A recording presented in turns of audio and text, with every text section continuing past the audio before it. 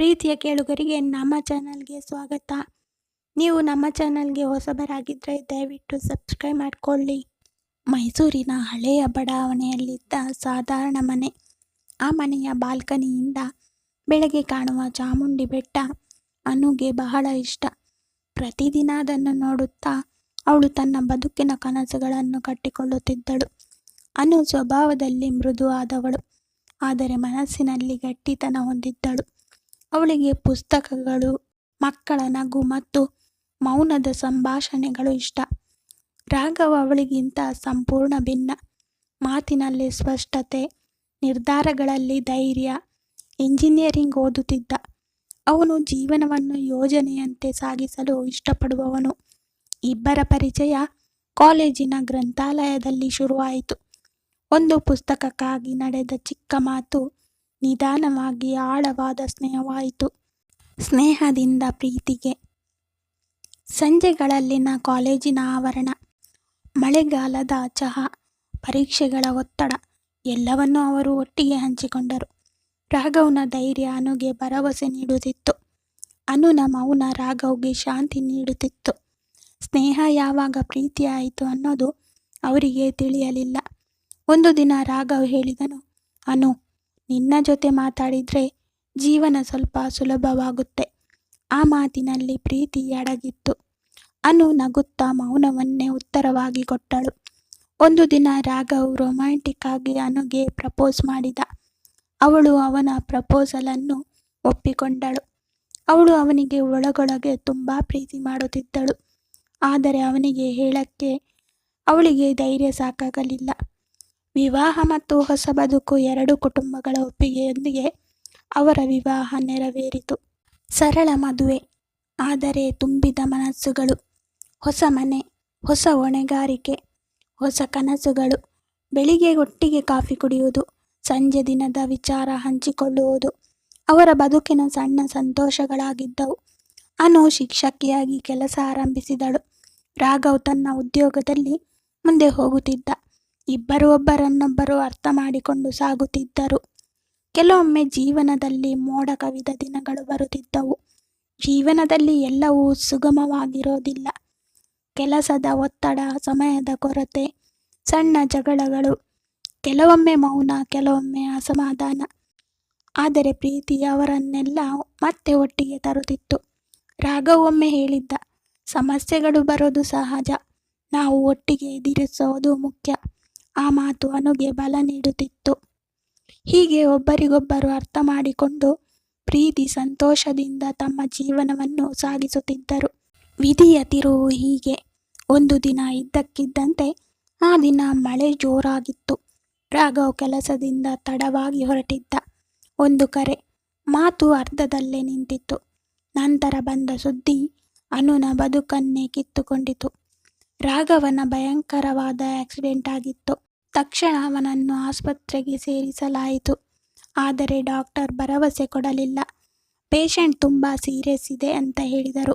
ಆಸ್ಪತ್ರೆಯಲ್ಲಿ ರಾಘವ ಅನುವೊಂದಿಗೆ ಕೊನೆಯ ಮಾತು, ಅನು, ನನ್ನನ್ನು ಕ್ಷಮಿಸು, ನಿನ್ನ ಜೊತೆ ಜೀವನ ಪೂರ್ತಿ ಇರುತ್ತೇನೆ ಅಂತ ಮಾತು ಕೊಟ್ಟಿದ್ದೆ. ಆದರೆ ವಿಧಿ ನಿನ್ನೊಂದಿಗೆ ಬದುಕಲು ಬಿಡಲಿಲ್ಲ. ನನಗೆ ಮಾತು ಕೊಡು, ನಾನು ಇಲ್ಲದಿದ್ದರೂ ನೀನು ಸಂತೋಷವಾಗಿ ಬದುಕುತ್ತೀಯಾ ಅಂತ ಹೇಳ್ತಾನೆ. ಅನು ತುಂಬ ಅಳುತ್ತಿದ್ದಳು. ನೀನಿಲ್ಲದೆ ನಾನು ಹೇಗೆ ಬದುಕಲಿ? ನನ್ನಿಂದ ಆಗಲ್ಲ, ನಾನು ಬದುಕುವುದಿಲ್ಲ ಅಂತ ಹೇಳ್ತಾಳೆ. ಅನು, ನೀನು ಹಾಗೆ ಹೇಳಿದರೆ ನನ್ನ ಪ್ರಾಣ ನೆಮ್ಮದಿಯಿಂದ ಹೋಗುವುದಿಲ್ಲ. ದಯವಿಟ್ಟು ನನಗೆ ಮಾತು ಕೊಡು. ನೀನು ಸಂತೋಷವಾಗಿ ಇರ್ತೀಯ ಅಂದರೆ ನಾನು ನೆಮ್ಮದಿಯಿಂದ ನನ್ನ ಪ್ರಾಣ ಬಿಡುತ್ತೇನೆ. ನನ್ನ ಶರೀರ ಮಾತ್ರ ನಿನ್ನಿಂದ ದೂರ ಆಗ್ತಾ ಇದೆ. ನನ್ನ ಆತ್ಮ ಯಾವಾಗಲೂ ನಿನ್ನ ಜೊತೆಗೆ ಇರುತ್ತೆ. ನಾನು ನಿನ್ನ ನೆನಪುಗಳಲ್ಲಿ ಬದುಕುತ್ತೇನೆ ಅಂತ ಹೇಳ್ತಾನೆ. ಆವಾಗ ನಾನು ಸಂತೋಷವಾಗಿ ಬದುಕುತ್ತೇನೆ ಅಂತ ಹೇಳ್ತಾಳೆ. ಅದೇ ತಕ್ಷಣ ರಾಘವ ತನ್ನ ಪ್ರಾಣ ಬಿಡುತ್ತಾನೆ. ರಾಘವಿಲ್ಲದ ಮನೆ, ಅವನಿಲ್ಲದ ಬೆಳಿಗ್ಗೆ ಎಲ್ಲವೂ ಅನುಗೆ ಅಸಹ್ಯವಾಗಿ ಕಾಣುತ್ತಿತ್ತು. ದುಃಖದ ದಿನಗಳು. ಅನು ಅಳುತ್ತಿದ್ದಳು, ಮೌನವಾಗುತ್ತಿದ್ದಳು, ಮತ್ತೆ ಅಳುತ್ತಿದ್ದಳು. ಅವಳೊಳಗಿನ ಜಗತ್ತು ಕುಸಿದಿತ್ತು. ಆದರೆ ಶಾಲೆಯ ಮಕ್ಕಳು ಅವಳನ್ನು ಕಾಯುತ್ತಿದ್ದರು. ಜವಾಬ್ದಾರಿ ಅವಳನ್ನು ಮತ್ತೆ ಎದ್ದು ನಿಲ್ಲುವ ಹಾಗೆ ಮಾಡಿತ್ತು. ಒಂದು ದಿನ ಶಾಲೆಯ ವಾರ್ಷಿಕೋತ್ಸವಕ್ಕೆ ಕವನ ಬರೆಯುವ ಜವಾಬ್ದಾರಿ ಅನುಗೆ ಬಂತು. ಮೊದಲಿಗೆ ಅವಳು ತಿರಸ್ಕರಿಸಿದಳು. ಆದರೆ ರಾತ್ರಿ ರಾಘವ್ ಫೋಟೋ ಮುಂದೆ ಕುಳಿತು ಅವನ ಹಳೆಯ ಡೈರಿಯನ್ನು ತೆರೆದಳು. ಅದರೊಳಗೆ ಒಂದು ಸಾಲು ಕಂಡಳು. ನಾನು ಇಲ್ಲದಿದ್ದರೂ ನೀನು ನಿಲ್ಲಬೇಡ. ನನ್ನ ಕನಸುಗಳನ್ನು ನೀನೇ ಮುಂದುವರಿಸು. ನಾನು ಇಲ್ಲದಿದ್ದರೂ ನೀನು ಬದುಕಬೇಕು, ನಗಬೇಕು, ಮುಂದುವರಿಯಬೇಕು ಅಂತ. ಅವನ ಇಚ್ಛೆ ಇದೇ ನಾನು ಚೆನ್ನಾಗಿರಬೇಕು ಅಂತ. ನಾನು ಅವನಿಗೆ ಕೊಟ್ಟ ಮಾತು ಉಳಿಸಲಿಲ್ಲ ಅಂದರೆ ನಮ್ಮ ಪ್ರೀತಿಗೆ ಬೆಲೆನೇ ಇರುವುದಿಲ್ಲ. ನನ್ನ ಪ್ರೀತಿಗೋಸ್ಕರ ನಾನು ಸಂತೋಷವಾಗಿರಬೇಕು ಅಂತ ಅಂದುಕೊಳ್ತಾಳೆ. ಆ ಸಾಲು ಅವಳ ಕಣ್ಣೀರನ್ನು ತೊಳೆದಂತಾಯಿತು. ಅನು ಬರೆಯಲು ಆರಂಭಿಸಿದಳು. ಅದು ಕೇವಲ ಕವನವಲ್ಲ, ಅದು ಅವಳ ಬದುಕಿನ ಕಥೆಯಾಗಿತ್ತು. ವಾರ್ಷಿಕೋತ್ಸವದ ದಿನ ಅನು ವೇದಿಕೆಯ ಮೇಲೆ ನಿಂತಳು. ಧ್ವನಿ ಕದಡಿದರೂ ಮಾತು ಸ್ಪಷ್ಟವಾಗಿತ್ತು.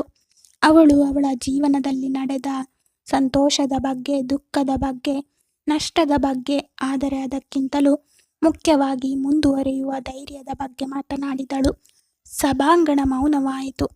ಕೆಲವರ ಕಣ್ಣಲ್ಲಿ ಕಣ್ಣೀರು, ಕೆಲವರ ಮುಖದಲ್ಲಿ ಆಸೆ. ಆ ದಿನದ ನಂತರ ಅನುಗೆ ಜೀವನ ಹೊಸ ಅರ್ಥ ಕೊಟ್ಟಿತು. ಅವಳು ಶಾಲೆಯಲ್ಲಿ ಮಕ್ಕಳಿಗೆ ಪಾಠ ಮಾತ್ರವಲ್ಲ, ಬದುಕಿನ ಪಾಠವನ್ನು ಕಲಿಸುತ್ತಿದ್ದಳು. ರಾಘವ್ ಇಲ್ಲದಿದ್ದರೂ ಅವನ ನೆನಪು ಅವಳೊಳಗೆ ಜೀವಂತವಾಗಿತ್ತು. ಭಾರವಾಗಿ ಅಲ್ಲ, ಬೆಳಕಾಗಿ. ಒಂದು ಸಂಜೆ ಅನು ಮನೆ ಮುಂದೆ ನೆಟ್ಟಿದ್ದ ಮಾವಿನ ಮರದ ಕೆಳಗೆ ಕುಳಿತಳು. ರಾಘವನ ಜೊತೆಗೆ ನೆಟ್ಟಿದ್ದ ಅದೇ ಮರ. ಅದರ ಎಲೆಗಳಲ್ಲಿ ಗಾಳಿ ಸದ್ದು ಮಾಡುತ್ತಿತ್ತು. ನೋಡು ರಾಘವ್ ಎಂದು ಅವಳು ನಗುತ್ತಾ ಹೇಳಿದಳು. ನೀನು ಹೋದರೂ ನಾನು ನಿಂತಿಲ್ಲ. ನಿನ್ನ ಪ್ರೀತಿಯೇ ನನಗೆ ದಾರಿ ತೋರಿಸ್ತು ಅಂತ ಹೇಳ್ತಾಳೆ. ವರ್ಷಗಳು ಕಳೆದವು. ದುಃಖದ ತೀವ್ರತೆ ಕಡಿಮೆಯಾಯಿತು. ನೆನಪುಗಳು ನೋವಾಗದೆ ಬಲವಾಗತೊಡಗಿದವು. ರಾಘವ್ ಅವಳ ಜೀವನದಲ್ಲಿ ಇಲ್ಲದಿದ್ದರೂ ಅವನು ಕಲಿಸಿದ ಮೌಲ್ಯಗಳು ಅವಳೊಂದಿಗೆ ಇದ್ದವು. ಒಂದು ಸಂಜೆ ಅನು ಚಾಮುಂಡಿ ಬೆಟ್ಟದ ಕಡೆ ನೋಡುತ್ತಾ ನಿಂತಳು.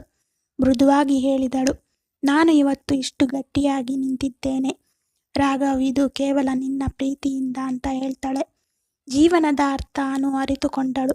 ಪ್ರೇಮ ಎಂದರೆ ಒಟ್ಟಿಗೆ ಇರೋದಷ್ಟೇ ಅಲ್ಲ, ಒಬ್ಬರಿಲ್ಲದಿದ್ದರೂ ಬದುಕನ್ನು ಸಾರ್ಥಕವಾಗಿ ನಡೆಸೋದು. ಅವಳ ಬದುಕು ಹಲವರಿಗೆ ಪ್ರೇರಣೆಯಾಯಿತು. ಸೂರ್ಯೋದಯದ ಬೆಳಕು ಅವಳ ಮುಖದ ಮೇಲೆ ಬಿದ್ದಿತು. ಆ ಬೆಳಕಿನಲ್ಲಿ ದುಃಖದ ನೆರಳು ಕಡಿಮೆಯಾಗಿತ್ತು. ಅನು ಮತ್ತು ರಾಘವನ ಕತೆ ಇಲ್ಲಿ ಮುಗಿಯೋದಿಲ್ಲ. ಅದು ಪ್ರತಿದಿನವೂ ಮುಂದುವರಿಯುತ್ತಿರೋ ಒಂದು ಬದುಕಿನ ಕತೆ. ನೋವು, ನೆನಪು ಮತ್ತು ನಂಬಿಕೆಯಿಂದ ಕಟ್ಟಿದ ಕತೆ. ಅದು ಅಂತ್ಯವಲ್ಲ, ಆರಂಭ ಅಂತ ಅನು ಅರಿತಳು. ಪ್ರೇಮ ಅಂತ್ಯವಾಗೋದಿಲ್ಲ, ಅದು ರೂಪ ಬದಲಿಸಿಕೊಳ್ಳುತ್ತೆ. ಯಾರಾದರೂ ಹೋದರೂ ಅವರು ಕಲಿಸಿದ ಬದುಕು ಉಳಿಯುತ್ತೆ ಅಂತ. ಈ ಕತೆ ಇಷ್ಟ ಆಗಿದ್ದರೆ ಲೈಕ್ ಮಾಡಿ, ಶೇರ್ ಮಾಡಿ. ಸಬ್ಸ್ಕ್ರೈಬ್ ಮಾಡದವರು ದಯವಿಟ್ಟು ಸಬ್ಸ್ಕ್ರೈಬ್ ಮಾಡಿಕೊಳ್ಳಿ. ಧನ್ಯವಾದ.